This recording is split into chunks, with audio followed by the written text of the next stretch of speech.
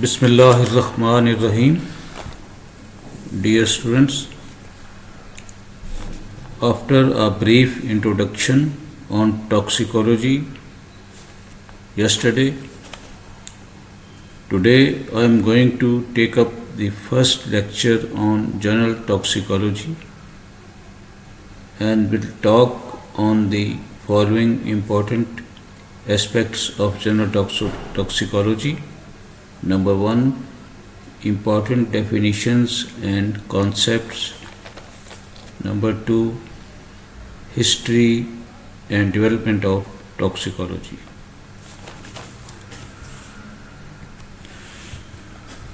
So, coming to important definitions and concepts, first one is toxicology, which we have discussed in the first lecture, the study of poisons.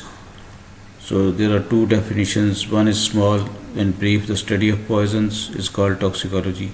The other is lengthy, which you have in your slides, so you can go through again. Number two, what is a poison? So poison is defined as a substance which, when administered, that means inhaled, ingested, or applied on skin, in relatively small amounts, may cause harm to human body. So poison is something which is harmful for human body. Number three, toxinology. It is a science which deals with toxins produced by the plants, animals, bacteria and fungi which are harmful to man. Number four, toxicity. It is the quality of being poisonous of something. That quality or state is called toxicity. So you should be very clear. You should be able to differentiate between toxicology, toxinology, toxicity, and toxic substance. That is anything which contains poison. It can be drug, it can be any chemical or anything. Number six, chemical injury. So what is a chemical injury? It's destruction or alteration in cellular or organic structure and function produced by non-biologic, non-living. Non-biologic means non-living substance. For example, acids like sulfuric acid and alkalis and other substances which are non-living. So if they are brought in contact with humans, either way, by ingestion, inhalation or any other way, they cause chemical injury which is caused by chemical reaction.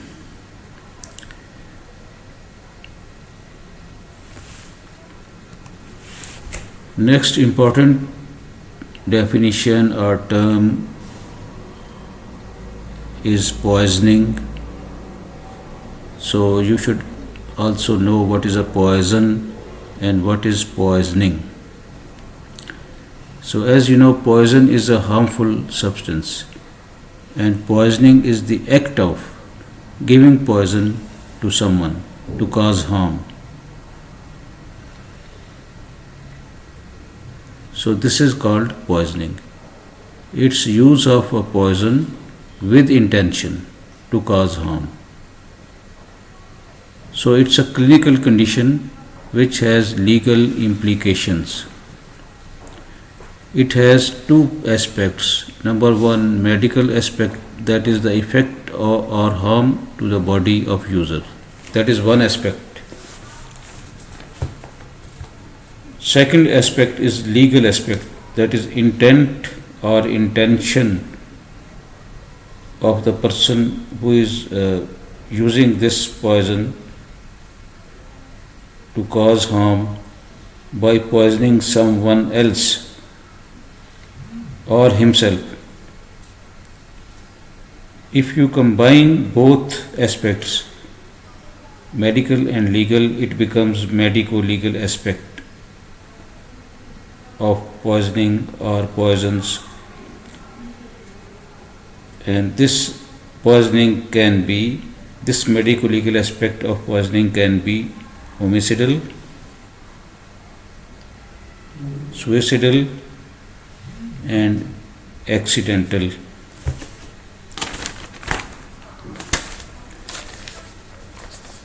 Now, what are types of poisoning? Coming to types, it can be based on duration and species. These are the two bases on which we can classify poisoning. So, when we classify it on the basis of duration, that means a certain time period, then it may be acute poisoning, chronic poisoning, and subacute. Number one, acute poisoning. It is a single large dose or several small doses taken in short period with abrupt, sudden, which is unexpected onset. Number two, chronic poisoning. When small doses of poison are taken over a long period with a gradual start of poisoning effects. That is, signs and symptoms are produced after some time, slowly and gradually, and they keep on increasing till they cause gross damage to the body. Number three is subacute poisoning, which lies between acute and chronic poisoning.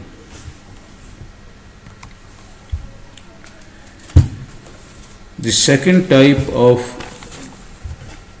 poisoning is species based. So as you know, we belong to human species, and there are other species like animal species. So this poisoning can be human poisoning and animal poisoning. I will describe the human poisoning, which is our main concern. It's further divided into 4 types based on circumstances of poisoning. Number 1, they are suicidal poisoning, homicidal poisoning, stupefying poisoning, and accidental poisoning. So coming to suicidal poisoning, which is use of a poison to cause harm or kill self. The important suicidal poisons include potassium cyanide, hydrocyanic acid, opium or morphine, barbiturates, and organophosphorus compounds. An SCQ may be asked in prof that what are qualities of an ideal suicidal poison or a poison of choice for suicide. So following characters may be present in such poison. It must be cheap, should be easily available. It may be given in any food or drink. It should have pleasant taste and no repulsive smell. Fatal dose should be small and fatal period should be short and painless. So these are some of the characteristics of an ideal suicidal poison. Now what is homicidal poisoning? It is use of a poison to kill others. That is, the examples are arsenic, aconite and strychnine.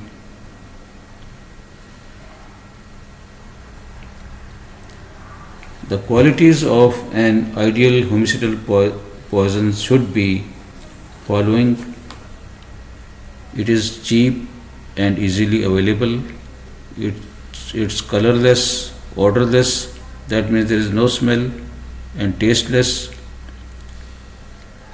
It may be given in any food, drink or drug without arousing suspicion of foul play. Symptoms produced by such poisons resemble with a disease. For example, arsenic poisoning very much resembles with cholera. Fatal dose is small. Fatal period is sufficiently long to permit poisoner to escape from the scene of crime without arousing suspicion. No antidote to counter its harmful effect is available. It is not detected by autopsy, that is post-mortem examination, or by analysis, chemical analysis in lab. So these are some of the qualities of an ideal homicidal poison. Next is stupefying poisoning. Now the word stupor means when there is lower level of consciousness. So the stupefying poisons will be those who lower consciousness. They are used to stupefy others for committing such crimes as robbery, kidnap and rape. Examples of such poisons are alcohol, cannabis, opium and dhatura. These three are also called roadside poisons due to their use on innocent travelers. Sometimes cigarettes containing such poisons are used as they are offered to travelers by criminals during their journey. After using these poisons, the victim goes into stupor and easily robbed of his money and belongings, etc.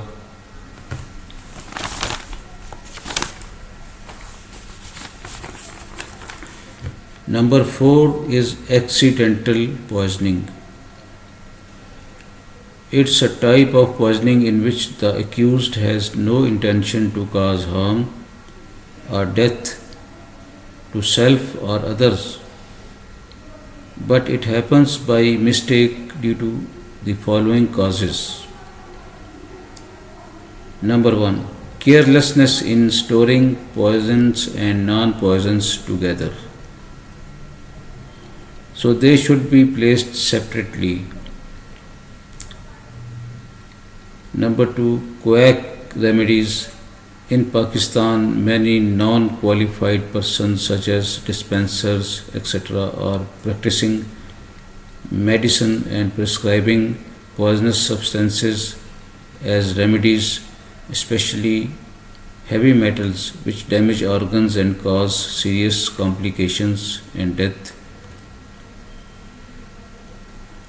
Number 3,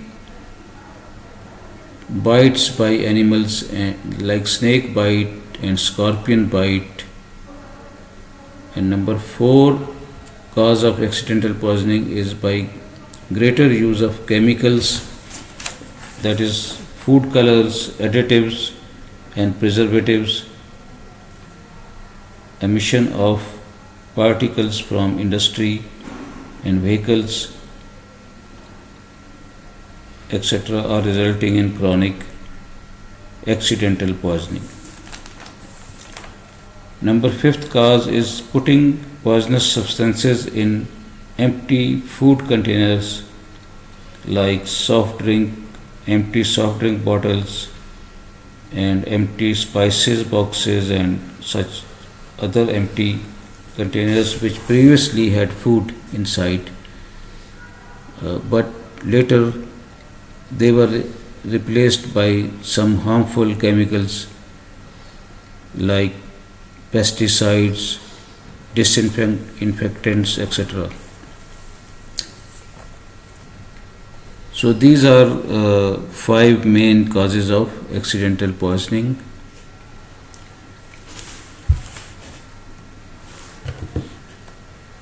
After that, I briefly describe the history of toxicology, and then I will talk about development of toxicology. This toxicology is relatively a new science derived from older sciences. The founder of modern toxicology is Mr. Matthew Joseph Orfila. He was born in 1783 and died in 1853. He was a Spanish physician and became physician to King Louis XVIII of France and taught at University of Paris. He is also called the father of toxicology.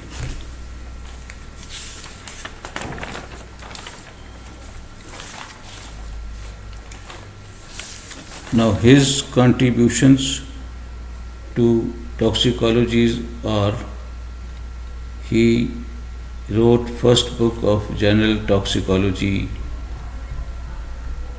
about adverse effects of chemicals. So he introduced general toxicology or toxicology to the world. He was very much concerned about legal aspects of poisoning. So he emphasized importance of chemical analysis to establish definite cause of poisoning and devised analytical procedures to detect poisons from the body of users, victims. So the bulk of useful information related to modern toxicology only came out since 19th century. That is why we can call it a modern science.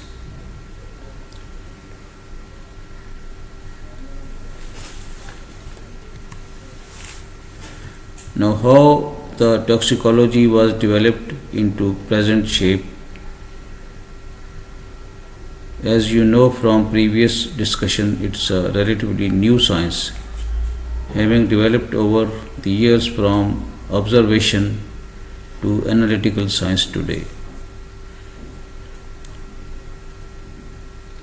It has extracted principles and techniques. That means it has developed from many basic sciences which can be mother sciences of toxicology, which are biology, biochemistry, botany, chemistry, genetics, physiology, pharmacology, and zoology. Now these sciences merged together and they form toxicology, and this toxicology again divided into various forms or branches, we call them. So it is divided into 5 branches, which are forensic toxicology, clinical toxicology, environmental toxicology, occupational toxicology, and veterinary toxicology. With that, I conclude my first lecture on general toxicology. Thank you and have a blessed Friday.